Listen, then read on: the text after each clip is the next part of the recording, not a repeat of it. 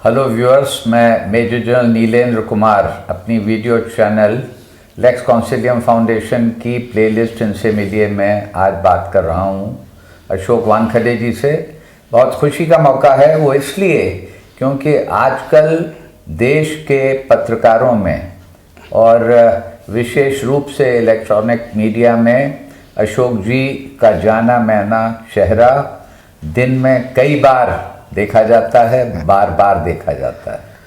तो आज जो मैं इनसे बात कर रहा हूँ उससे पहले आपको थोड़ा सा इनका परिचय दे दूँ। 9 सितंबर 63 में आप यावतमल में एक विलेज में आपकी पैदाइश और पढ़ाई आपकी आगे इंदौर में हुई। वहाँ पर क्रिश्चियन कॉलेज से आपने बीकॉम किया और लगभग 30 वर्ष से पहले पत्रकारिता जगत में कदम रखा। सबसे पहले फ्री प्रेस जर्नल में जहाँ पर ये लगभग 9 साल रहे और उसके बाद देश के प्रमुख संपादकों से, प्रमुख अखबारों से, प्रमुख नामों से ये जुड़े रहे, जिसमें मैं नाम ले सकता हूँ प्रभाकर माचवे जी का। उसके अतिरिक्त ले सकता हूँ कि मधु त्रेहान के साथ इन्होंने स्टार ट्रैक की जब शुरुआत हुई थी इंडिया टुडे ग्रुप के लिए, और बहुत सारे प्रतीश नंदी हों, एनके सिंह हों, अनुराधा प्रसाद हों, उन सब के साथ आप जुड़े रहे, काम किया। और फिर एक ऐसा वक्त आया जबकि आपने फ्रीलांसिंग और जो आपकी शुरुआत में बिजनेस और कॉरपोरेट रिपोर्टिंग थी उसको छोड़ करके आप पॉलिटिकल एनालिस्ट बने और आज अपना चेहरा आपका पसंद किया जाता है स्पष्टवादिता के लिए, पैनी नज़र के लिए और अपनी इंटेग्रिटी के लिए। तो अशोक जी, आपका स्वागत है। आपसे बातचीत करते हुए पहले मैं ये जानना चाहूँगा कि जो आपने शुरुआत की थी प्रिंट मीडिया से, तो क्या अब आपको लगता है, मुझे मालूम है कि ज्योतिषी आप नहीं हैं, लेकिन क्या ऐसा लगता है कि प्रिंट मीडिया अब आगे चल पाएगा? चलेगा दादा। मुझे नहीं लगता दादा कि प्रिंट मीडिया का कोई जगह ख़त्म हो जाएगी। हाँ, जो प्रिंट मीडिया आज से 20 साल पहले था और आज का अखबार, इसमें ज़मीन आसमान का फ़र्क मिलेगा आपको।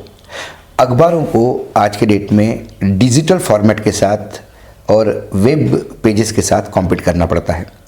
तो आप कोई भी खबर ले लीजिए, जैसा रेखा गुप्ता का कल मुख्यमंत्री बनी, एक शाम को खबर आई तो सब डिजिटल मीडिया ने कहा कि रेखा गुप्ता बन गई है, ये है वो है। लेकिन सुबह अखबार जब आप पढ़ते हैं तो आपको बहुत सारी रेखा गुप्ता के बारे में ऐसी इन्फॉर्मेशन मिलती है कि जो डिजिटल वालों की नहीं थी। डिजिटल वालों या वेब वालों का एक दायरा ये है कि रिसर्च बेस अल्टीमेटली उन्हें उन्हीं अखबारों पर जाना पड़ता है जिसके भरोसे वो अपना डिजिटल फॉर्मेट चलाते हैं।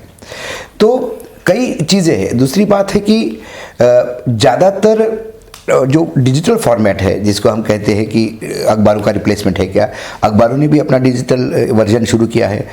हर अखबार का अपना एक डिजिटल विंग है और वो भी अच्छा कर रहा है। लेकिन एक जो सबसे बड़ा प्रॉब्लम ये है कि कोई भी डिजिटल फॉर्मेट है उसका नेटवर्क इतना बड़ा नहीं है जो किसी अखबार का होता है, क्योंकि अखबार एस्टेब्लिश्ड है। फॉर एग्जांपल दैनिक भास्कर पकड़िए, जागरण पकड़िए, हिंदुस्तान टाइम्स पकड़िए, दैनिक हिंदुस्तान, नवभारत टाइम्स, ये जो अखबार है ये सालों पुराने हैं। हर ज़िले में इनके कॉरेस्पॉन्डेंट आपको मिलेंगे, इसलिए इनका जो फीडबैक है, इनका जो नेटवर्क है वो बहुत जल्दी आपको मिल जाता है। ऐसा नेटवर्क लोग कहेंगे कि फिर न्यूज़ चैनल्स के भी होते हैं। बिल्कुल, न्यूज़ चैनल्स के नेटवर्क होते हैं, लेकिन न्यूज़ चैनल का जर्नलिज्म बाइट वाला जर्नलिज्म हो गया है कि एक बाइट दी और ये हो गया।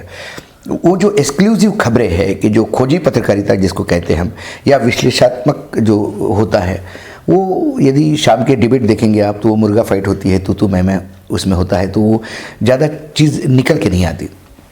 लेकिन किसी भी अखबार का आप एडिट पेज आप देखेंगे, चाहे कोई भी अखबार हो, किसी भी तरह का हो, कोई किस पॉलिटिकल पार्टी के लाइनेज को मानता हो, एक दिखाई देता है कि एडिट पेज एक रीच होता है, कंटेंट होता है एक आपको। और मैं हमेशा कहता हूँ कि पत्रकारिता में आप तभी आगे बढ़ सकते हो जब आपके पास पीछे भंडार हो एक्सपीरियंस का, आपके पास पीछे सूचनाओं का भंडार हो, आपके पास इतना बड़ा नेटवर्क हो कि आपको कोई भी खबर कंफर्म करने में 2 मिनट लगते हैं किसी भी चीज़ का। उदाहरण के तौर पे यदि हम आज ज़्यादातर विश्लेषण के लिए राजनीतिक विश्लेषक के रूप में ही मैं काम करता हूँ, जब किसी चीज़ का विश्लेषण करना होता है तो उसका संदर्भ, उसका इतिहास इसमें जाना होता है।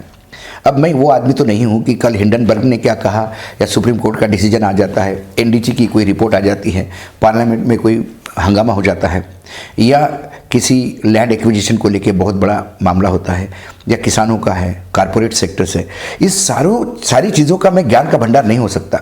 तो मेरे पास सूचना तंत्र होना चाहिए। यदि आर्मी में कल कोई लीगल इशू हो गया तो मेरा सौभाग्य है कि आप उसके साथ मैं जुड़ा हुआ हूँ, तो मैं आपको फ़ोन करके पूछूंगा कि दादा मुझे बताइए ये जो इशू आया है आर्मी का और बड़ा आज के डेट में हॉट हो रहा है, तो इसके एक्चुअली लीगल ये क्या है, तो मुझे फर्स्ट हैंड इन्फॉर्मेशन मिलती है। वो मेरा यूएसपी है।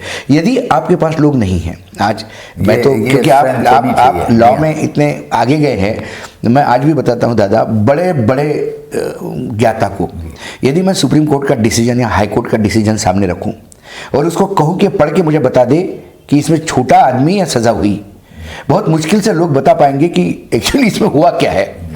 ये तो आपने देखा होगा, न्यायालय के बाहर वकील आते और वो बताते कि आज क्या हुआ अंदर, तो उसके तरफ से, और जब आप उस वकीलों ने दिया हुआ वक्तव्य जब आप टैली करते हैं तो सब समझ में आता है कि जज साहब ने क्या कहा और उसके मायने क्या है, ऑपरेटिव जजमेंट क्या है, स्ट्रिक्चर्स क्या है। ये सारी बातें जो है ये कोई हमने ज्ञान नहीं लिया, ये आप लोगों से हमने सीखा है।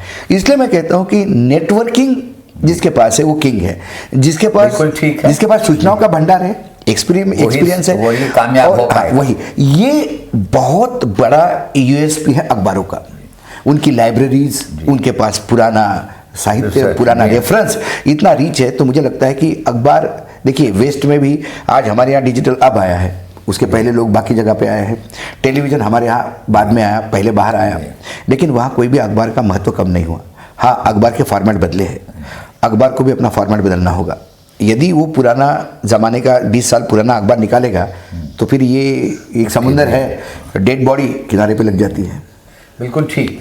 एक चीज़ और देखने में आई है कि आजकल आपने बात की पॉलिटिकल एनालिसिस की, राजनीतिक विश्लेषण में, तो ये भी देखने में आया है कि जो पत्रकार सामान्यतः सामने आ रहे हैं तो उनका काफ़ी वर्गीकरण एक तरह से हो गया है कि या तो वो इस आइडियोलॉजी के हैं और इस व्यक्ति के साथ कनेक्टेड हैं, इस लीडर के साथ कनेक्टेड हैं, या उनके साथ नहीं है।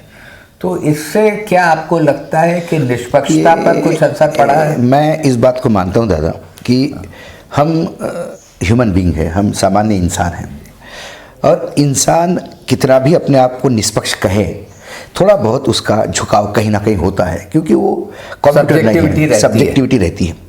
लेकिन मैं हमेशा कहता हूँ कि जैसे न्यायपालिका में कहा जाता है कि न्यायमूर्ति एक बार चेयर में बैठ जाता है तो फिर उसके सामने सिर्फ न्याय ही होता है, फिर उसके सामने व्यक्ति नहीं होता। और कई जगह आपने देखा भी होगा कि जजेस अपने आप को फ्री करवा लेते हैं कि भाई इस केस में से हम नहीं लटेंगे क्योंकि वो इंसान हमारे जान पहचान का है। तो कुल मिलाकर, लेकिन इसके बाद भी मैं हमेशा कहता हूँ पत्रकारिता, जो मेरी पत्रकारिता जो मैं मानता हूँ, वो पत्रकारिता, दो लोग कहते हैं कि नारद हमारे पत्रकारिता के पुरुष है और वो पुरुष है। मैं नारद को नहीं मानता, मैं संजय को पत्रकार मानता हूँ। वो मैं संजय की भक्ति करता हूँ। महाभारत में संजय वही बताता था जो देखता था। नारद में कई बार आपको, नारद के कैरेक्टर में आपको ये दिखेगा कि नारद इधर की उधर बात बढ़ा चढ़ा के बताते हैं, ये करते हैं। संजय ने ऐसा नहीं कहा। रैदर आप गीता में जो श्लोक है उसमें श्री कृष्ण ने कुछ बोला है, अर्जुन ने कुछ पूछा है, और बीच में उसमें कुछ श्लोक जो है वो धृतराष्ट्र के हैं और संजय के हैं। धृतराष्ट्र संजय को पूछता है कि क्या तुम्हें कुछ अच्छा नहीं दिखाई देता जो मुझे हमेशा यही खबरें बताते हो? तो वो कहता है कि मुझे वही दिव्य दृष्टि दिखी है, जो मैं देखूंगा वही बोलूंगा, फिर वो चाहे आपको सूट होता है या नहीं, लीपापोती नहीं है। इसलिए संजय को हम फॉर्मेट मानते हैं कि संजय की पत्रकारिता। मैं मानता हूं कि आज सत्ता पक्ष को हम सवाल नहीं पूछेगा तो कौन पूछेगा। मैं हमेशा कहता हूं कि सवाल सत्ता को ही पूछे जाएंगे। आज आप रिटायर्ड हो गए और आज मैं आपके कैग में कुछ हो गया और मैंने कहा कि दादा ये ऐसा हो गया, तो आप कहोगे तो मैं तो रिटायर्ड हो गया हूँ, अभी जो प्रेसिडेंट है उनको पूछिए। तो जो भी इशू है, अरे ऐसा नहीं कि यूपीए सरकार के समय, अब क्या होता है दादा, निष्पक्ष पत्रकारों के साथ सबसे बड़ा प्रॉब्लम है। जब यूपीए की सरकार थी तब सारे भाजपाई कहते थे कि देखिए वरिष्ठ पत्रकार और निष्पक्ष पत्रकार है अशोक वानखड़े, क्या कह रहे हैं जरा सुनिए इनको। तो तब कांग्रेसी कहते थे अरे नागपुर के हैं, संगी है, हम जानते हैं। अब सत्ता बदल गई, हम वही हैं। अब जो हमको साथ देते थे अब वो कहने लगे कि ये कांग्रेसी हो गया, और कांग्रेसी कह रहे हैं कि देखो वरिष्ठ पत्रकार कितनी ईमानदारी से बोलता है। ये फर्क होता है। मैंने कहा हम वही हैं, चेंज आप करते हैं जगह का। बिल्कुल ठीक है। देखते रहिए, हमारी ये बातचीत अशोक वानखेड़े जी से जारी रहेगी।